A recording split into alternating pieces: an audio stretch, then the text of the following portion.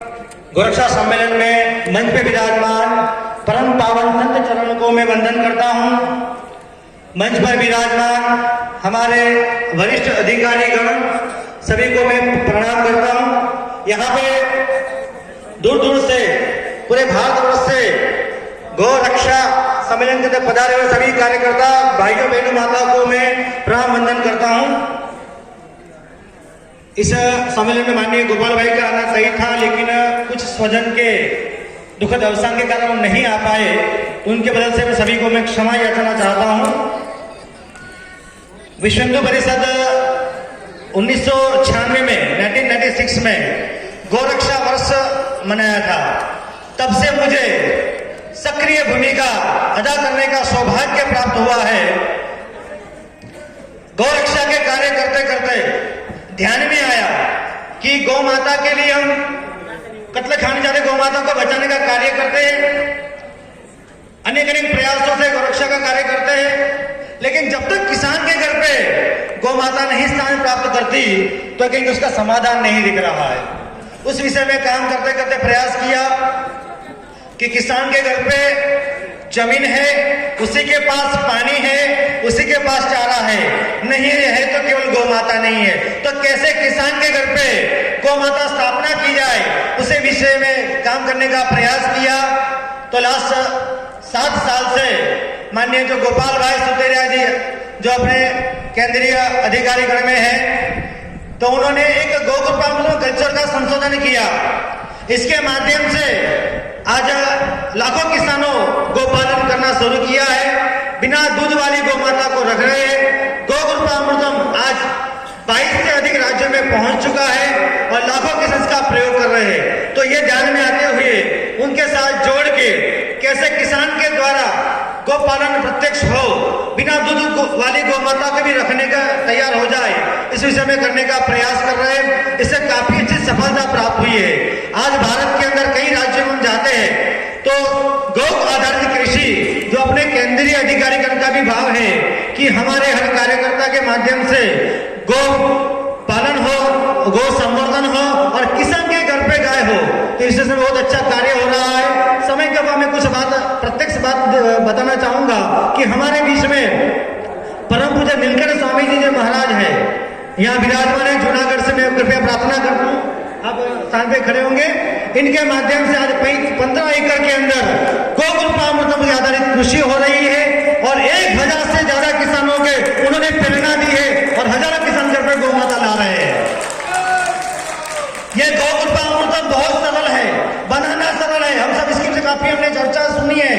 1 litre की बोतल से लाखों लीटर बनता जाता है, लाखों लोग बांटते बांटते जाते घर घर भी पहुंच गया है। ये बनाना सरल, उपयोग करना सरल। 1 लीटर से 200 लीटर, 200 लीटर, 200 लाखों लीटर बना सकते हैं और ये प्रयोग में बहुत सरल होता है।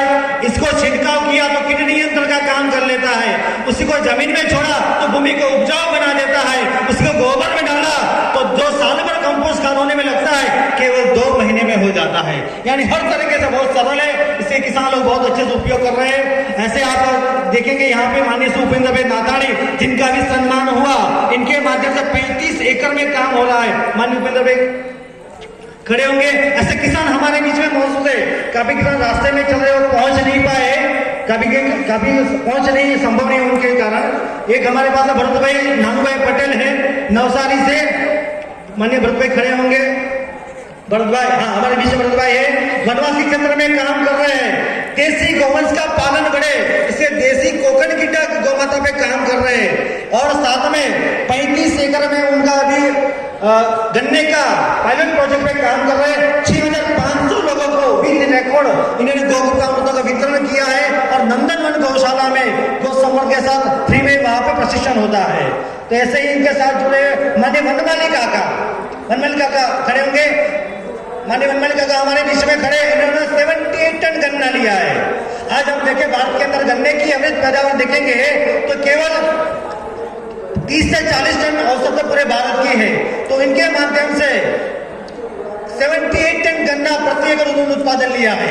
यानी लोग मानते हैं कि हमने गौ आधारित खेती अपना ली तो हमारा उत्पादन कम हो जाएगा, ये इनका जवाब है और बहुत अच्छा उनके माध्यम से वितरण हो रहा है। हमारे बीच में एक युवा गौ प्रेमी किसान बंधु है माननीय सिद्धेश जी पाटिल, इनके माध्यम से खड़े होंगे भाई साहब, इनके माध्यम से काफी गौवंश घर घर पहुंचाने का काम किया है और कोकण यूनिवर्सिटी के साथ में मिलके गौ कृपामृतों का पायलट प्रोजेक्ट का एमएमओ हुआ है यूनिवर्सिटी के साथ में, उनका भी अभिनंदन कर रहे हैं। हमारे साथ संजय वे सावलिया करके एक युवा किसान बंधु है, उन्होंने कॉटन में देसी कपड़ा बहुत अच्छा उत्पादन लिया है। इन सबसे प्रेरणा माननीय संजय भाई अभी तो उन्होंने ऐसे कई किसान हम देख सकते हैं, माननीय श्री प्रसाद जी कोरे अपने परमनी से उनको परिणाम मिला, अच्छा लगा, तो बिना दूध वाली 400 गौ माता का पालन कर रहे हैं, यानी नहीं दूध दे रही तो गौ माता बोझ है, वो अब नहीं रहा है। गौ माता सब गौ कृपामृत जो प्राप्त हो इससे बहुत अच्छा खाद्य निर्माण करते हैं और बहुत अच्छा काम हो रहा। उन्होंने परिणाम लिया तो उन्होंने 50,200 लोगों को गौ कृपामृतों का वितरण किया है और बहुत अच्छा प्रेरणा का काम कर रहे हैं। ऐसे हमारे बीच में रायपुर छत्तीसगढ़ से माननीय एसपी साहू जी वो खड़े हैं पैसा एसपी साहू जी, वो भी छत्तीसगढ़ में काम कर रहे हैं, हजारों लोगों को प्रशिक्षण दे रहे हैं गौ कृपामृतों का और निःशुल्क गौ कृपा बांट रहे हैं और उनका बहुत अच्छा सहयोग है। हमारे बीच में अपने ही केंद्र टोली में माननीय परम पूज्य शोभादास जी महाराज हरियाणा से, महाराज जी परम पूज्य शोभादास जी महाराज जी, उन्होंने भी गन्ने में बहुत अच्छा हरियाणा इसी तरह प्रोडक्शन लिया है, उन्होंने 65 से 70 टन तक वो गन्ने का प्रोडक्शन लिया है। तो ऐसे कई ऐसे अगणित लोग हैं और विशेष मैं आभार करना चाहूंगा महाराष्ट्र गौ सेवा आयोग का आदरणीय शेखर जी मुंद्रा जी का, उनके माध्यम से इनके माध्यम से महाराष्ट्र के अंदर गांव-गांव तहसील कर गौ कृपामृतों का प्रशिक्षण का कार्य चल रहा है। इसके माध्यम से गौ माता को किसान के वहां आश्रय मिल रहा है।